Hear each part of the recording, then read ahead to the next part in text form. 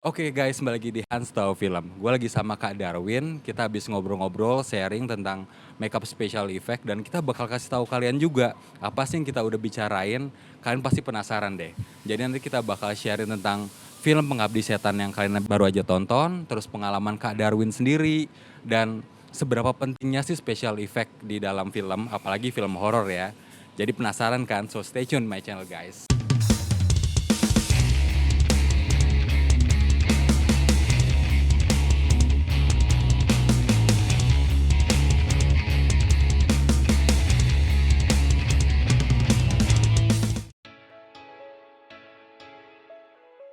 Penting banget, penting, karena gini, kalau dari segi aktor, dia kan ngidupin karakternya, dari emosi.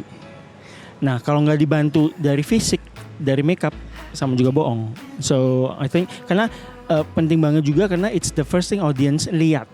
Itu di fisiknya. Jadi, so yes, itu peranannya penting banget tuh. Dibilang it's a coincidence sebenarnya. Saya dulu sekolahnya justru bukan makeup, lebih pelukis. Jadi saya dulu ngambilnya fine arts di Melbourne, dan abis itu tapi saya juga ngambil performance art, jadi teater di acting. Cuman kalau di luar sana aktor teater itu semuanya dilatih untuk makeup sendiri karena makeup artist di luar mahal. Apalagi kalau untuk produksi live di teater ya itu mahal banget. Nah dari sana tuh. Jadi mulai pas belajar, pas manggung, loh kok seru nih gitu. Dan saya backgroundnya kan fine arts, ngelukis. Jadi ya kita coba deh see what happens gitu. And ternyata jadi nempel deh. Oke, kalau dari lukisan banyak movement dari Renaissance. Jadi karya-karya simbolisme itu saya suka. Leonardo, Michelangelo yang anything to do with mythology, karya-karya Shakespeare itu luar biasa. Kalau dari film ya I'm a horror freak, basically nggak jauh beda sama abang sih sebenarnya, Bang Joko. Gue juga dari Medan aslinya, jadi masa-masa remaja kita kayaknya sama deh, I think. Dan itu kalau film-film yang menjadi inspirasi, kalau gue The Exorcist of course, you cannot not like The Exorcist yang original ya, yang tahun 74 atau 73. If you want to be a makeup artist, karena ya makeupin itu pertama kali dia bisa disebut godfather-nya special effect, Dick Smith. Baru meninggal tahun kemarin kalau nggak salah. Jadi dia yang pertama kali revolutionize teknik-teknik penggunaan latex dan prostetik, itu pertama kali tuh di situ tuh.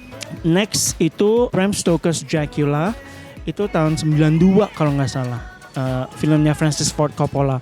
That to me was like wow, tahun itu ya, dari segi makeup prostetik, dari mudanya si Dracula sampai ketua, dan di situ kan dia ada beberapa versi, ada kelelawarnya, ada serigalanya. It's amazing. Di situ gue yang okay, this is it, like kayaknya seru nih kalau makeup effect. Are you kidding me? What else is there? Zaman tahun 80-an gitu, what else is there in the entertainment industry but horror film? You know what I mean? Jadi kalau gue itu lebih ke pelarian. Being Chinese in Medan itu boring banget. Jadi mungkin karena gue terlalu kreatif kali ya. Jadi harus ada outlet nih gitu. Harus disalurkan. Nah, penyalurannya ya itu nonton film horor, berfantasi. Jadi dari situ tuh. It's difficult to compare karena masing-masing makeup artist punya teknik-teknik mereka sendiri lah. Pemilihan bahan juga beda gitu. On my part, kalau dari segi seni, gue lebih suka ke body painting. Jadi using your body as canvas to create art. Nah, tapi kalau misalnya segi prostetik, ya itu appliances, nyetak-nyetak appliances sebelum diaplikasikan ke muka. Mungkin. Jadi zaman dulu masih sekolah itu kalau paperwork gue itu makeup tiruan semua dari film-film. Contohnya udah sering gue makeupin Linda Blair-nya Exorcist on myself gitu. juga pernah kalau nggak tahun 90 itu ada Buffy the Vampire Slayer. Nah itu juga gue juga pernah tuh bikin prosthetic appliance foreheadnya sama fangs-nya. Itu anything to do with vampires I'm obsessed basically. Kalau untuk film I think the realism finishingnya itu harus sangat realistik dilihat di kamera. Jadi kasarnya tuh jangan ada bocoran, jangan kelihatan bocor gitu. Jadi misalnya kalau misalnya itu latex, tempelan latex, transisi latex ke kulit itu harus beneran seamless banget gitu. Kuncinya di situ. It needs to make sense in the film gitu. Kalau misalnya perbandingannya kan kita lihat kan kalau sinetron yang ada sekarang, mungkin ada beberapa film horor yang barusan juga kelihatan banget kalau it doesn't really make sense karena dari segi aplikasi, dari segi warna. So itu penting banget karena bahayanya kan penonton bukannya ke bawah suasana jadi nggak percaya sama karakter si yang kita make upin malah jadi bahan ketawaan kan. Nah itu bahaya tuh kalau di gue. Oke, it's an interesting story. Jadi gue sama pertama kali nonton Pengabdi Setan yang original itu kayaknya kelas 5 deh. Masih VHS di Medan. Reaksi gue justru malah ini film kok aneh banget. Enggak serem. I was not scared at all. Lebih ke ini aneh banget, beda sama film-film horor lainnya ya karena aneh. But that's it. Baru kemudian awal tahun 2004, 2005 gue ke Glodok nemu VCD-nya, gue nonton lagi, dan kali ini gue kayak jadi imagine nih kalau seandainya kalau ada dibuat lagi nih gue pengen deh ya make upin, karena pengen gue benerin gitu. Yang ori kan make up dari muka ke blending warna ke tangan itu beda, terus pas si ibu yang bangkit dari kubur itu kayak masih bersih, nggak kelihatan kotor, dan zombie-zombinya juga seadanya gitu. Walaupun buat zaman itu sih it works ya gitu. Pengen deh gue jadi mentalnya lebih ke gue pengen benerin nih gitu. Awal Mei, jadi gue lihat di Instagram seseorang tiba-tiba, oh it's green lighted by Rapi Films. Kalau Pengabdi Setan akan di-reboot sama Joko Anwar. It's very exciting. And I was like, finally yes. Dan Joko Anwar pula. Ya udah, tapi nggak pernah kalau itu akan dipercayain ke gue. It was like a wishful thinking. That was it gitu. 2 minggu kemudian Tia Hasibuan, line produsernya Joko, WhatsAppin ketemuan yuk gitu. Di sini di Starbucks. Ya udah ketemuan, ngobrol-ngobrol, ternyata nawarin ini. Ya gue dengan segala macam cara. 1 Pengabdi Setan, udah legendaris. 2 Joko Anwar. Jadi gue izin dari atasan yang di Kanada sampai yang di sini, bisa nggak gue unpaid leave deh, terserah deh, whatever. I need to do this, I need to take this on this project, and the rest is history. Basically semuanya sih, semua kalau misalnya aktor utamanya yang nggak efek kan itu biasa aja, kayak cuman paling dibedakin. Tara sukanya makeup sendiri, jadi setiap pagi setiap dia ke set kita siapin aja produknya dia. She loves doing her own makeup, so she does her own makeup. Anak-anak tinggal kita touch up. Bapak cuman ini nih, karena lebih dituain kan, jadi bawah matanya kita kasih latex agak kelihatan berkerut, itu aja. Rambut kita putihin sedikit. Nah, di luar itu ibu dengan segala macam level-level transformasinya as you seen in the film, sama nenek. Nenek itu sebenarnya nggak setua itu. Jadi itu kita tuain lagi yang pas sebelum dia mati, dan hantunya nenek. Dan of course si pasukannya ibu yang scene terakhir itu ada 25 tuh kalau nggak salah. Nggak ada sih, nggak ada. Jadi cuman gue sama tim gue. Kita berempat total, dan ada namanya Pak Kocom. Nah dia yang buatin mockupnya. Jadi mockupnya ibu pas diturunin ke liang lahat itu mockup. Jadi mukanya Ibu Laksmi kita cetak, cuman gue yang ngepaint itunya sama scene yang Hendra, you know right? Nah, itu pakai mockup.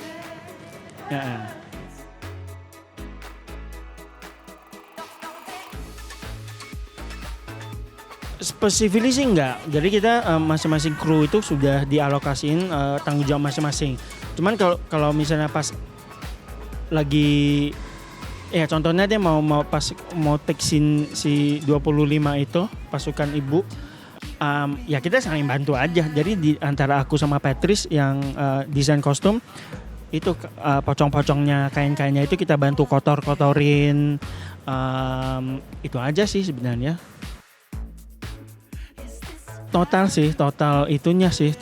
jumlah si pasukannya ibu, karena itu di take itu selama 2 hari. Jadi 2 hari itu dihajar scene itu semua, scene puncak yang itu 1, 2 itu udah tahu kan, itu syutingnya 70% malam di Pangalengan yang udah kayak winter in New York. Jadi di situ lebih ke situ, lebih jobnya sendiri enggak, tapi lebih ke enggak enaknya kayak suasananya aja, itu aja sih. Tapi in terms of detail kerjanya sih enggak. Itu kita enjoy aja semua.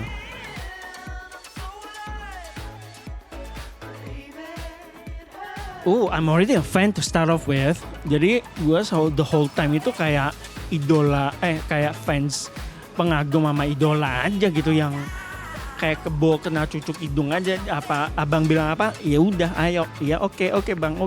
He's that influential gitu, even for me gitu. Jadi dan beda cara kerjanya abang, the way he approach kru dan pemain itu dari sini, nggak dari sini. So makanya even si pemeran kecil deh itu aslinya he's very difficult to handle. Jadi kru itu, talentco itu pada give up semua sebenarnya. Tapi sama abang ya hasilnya seperti yang kita lihat di film itu, dia jago, bisa ngontrol suasana itu pokoknya the way he approach kru sama talent itu ya very very specific, dan gue kagumnya di situ.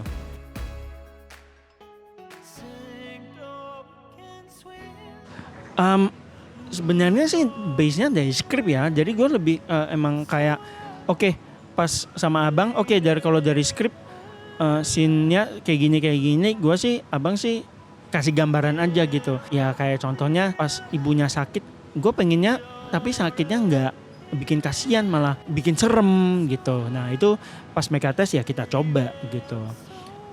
Dan kemudian pas yang hantunya, yang rohnya, yang bukan mayatnya ya, rohnya hantunya ibu, itu abang mintanya gue pengen dia cantik tapi seremnya minta ampun gitu, tapi tetap masih cantik. Ya udah kita mikir nih, gimana nih ya, ini kan masih karena sifatnya kan setan, sinister, jadi kayak senyumnya seringai yang kayak yang namanya. Nah itu yang kita cita. Jadi gue bikin kayak sedikit Joker di sini, smile-nya Joker, dan tetap alis kereng, semuanya putih, di shading gelap aja, kontak lens tetap, sama kukunya segini if you can see, itu aja cukup tuh. Sama si veilnya yang itu udah.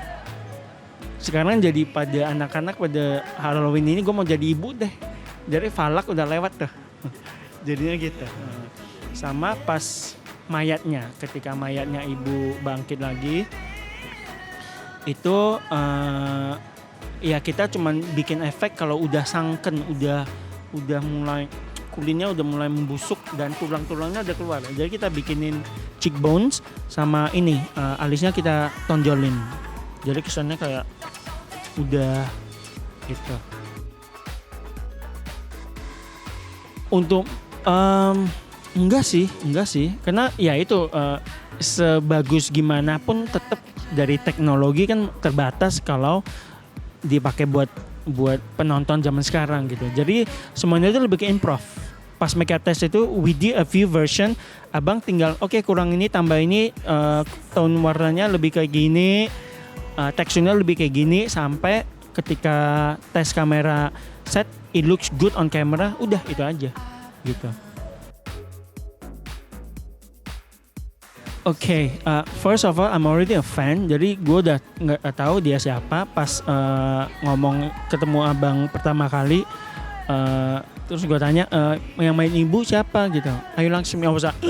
I'm already a fan. Jadi gue punya CD-CD-nya tuh. Ibu Ayu. Typical Bali ya, Bali very spiritual, kental banget. Jadi setiap ke lokasi dia sembahyang dulu. Jadi sajenanya udah rapi, sembahyang dulu. Nggak klinik sih. Jadi gue nggak. I agree when people say, maksudnya persepsi orang tuh masih klinik lah, apalah inilah. Enggak. Dia lebih ke apresiasi. Jadi gue kesini ke suasana yang gue nggak biasa. Jadi gue minta izin. Mau selarasin energi sama energi alam ini supaya nanti pas syutingnya lancar semua. She's very soft spoken, very smart, dan itu sabarnya luar biasa. Jadi pas udah keset, setiap mau di make upin, kita pasangin kontak lens dulu. Itu tantangan terbesar di situ sih sebenarnya, karena she never wears contact lenses. Jadi sampai Bu Ayunya kekeh, ya udah sini gue pasang sendiri deh, gue harus bisa, gue pasang sendiri sebelum di make up. And finally she did it. Jadi setiap keset udah dia pasang kontak lens dulu, gitu. Ya si 25 itu karena jumlahnya kali ya. Nenek juga, karena nenek kan ceritanya bunuh diri masuk ke sumur, jadi we had to create some cracks lah gitu di situ, dan latexnya dituain, terus ada kuku lagi di situ. Kalau gue bilang sih nenek sama yang mayat hidup deh, termasuk ibu, karena yang udah dipocongin itu semuanya itu it's a challenging task, dan kita nggak dikasih waktu banyak soalnya. Jadi akhirnya what I did was, solusinya ya udah kita bagi deh, misalnya kelas A, kelas B, kelas C. Nah kelas A itu nanti yang akan dipakai buat close up. Jadi itu kita bikin lebih detail. Misalnya contohnya 5 kelas A, kita mulai dulu nih take-nya malam, ya udah jam 12 kita udah mulai. Baru nanti kelas B, kelas C yang hawar-hawar di belakang udah nggak terlalu detail, jadi lebih cepat finishingnya. Jadi ngaturnya kayak gitu tuh. Semua total 18 hari. Jadi 16 hari di Pangalengan, sehari di Sentul, itu scene-nya Hendra sama Rusun. Itu total. Of course udah 3 kali. Jadi gini, premiernya ya karena rame teman-teman juga, jadi gue nggak fokus. Akhirnya pas tanggal 28-nya gue nonton lagi sendiri. Then I got it, I'm like, endingnya baru ngeh. Oke. Karena pas awalnya nggak ngeh. Baru ketiga kali sama keluarga. Jadi gue paksa tuh semuanya. Lu harus tonton. Ya, like I said before, kalau misalnya pun bukan gue yang make upin, gue bakalan I'll be raving about it dari segala macam aspek film itu ya. Caranya Bang Joko build up pelan-pelan banget, itu sangat-sangat subtle di build up terornya kita sampai puncaknya dihajar blur udah. Bang Ical itu juara dari segi kamera, dan of course musiknya. Pokoknya setiap feedback dan komen positif yang ada di sosmed ya itu semuanya sebenarnya sama. I will totally agree gitu.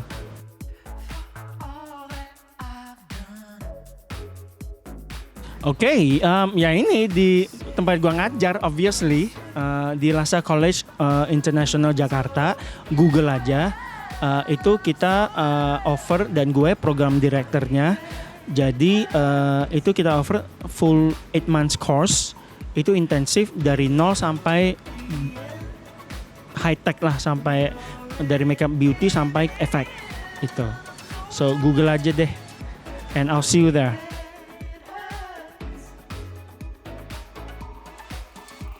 So in the end of the day, I cannot stress enough. Ini you have to watch the movie. Bukan cuma karena I did the makeup, but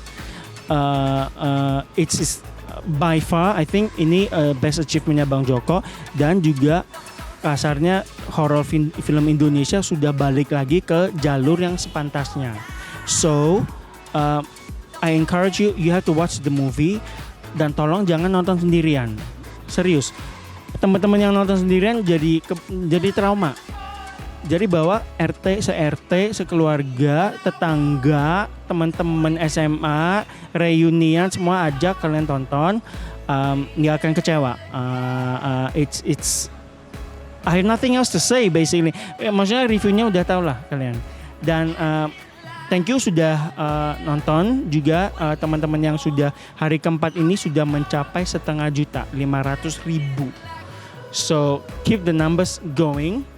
You won't be disappointed sama channelnya Hans nih. Reviewnya please subscribe to it, karena dibanding dengan review-reviewnya lain, gue udah nonton sendiri, itu legit. So it makes sense. Kalau bagus dia bilang bagus, kalau enggak dia bilang enggak. So if you need reassurance buat sebuah film, ya subscribe aja channelnya dia, so you know, okay? Okay, please follow me on my Instagram Darwinse, DARWYNTSE. Deskripsi di bawah juga ada tuh, di sini tuh you find it, okay? So thank you.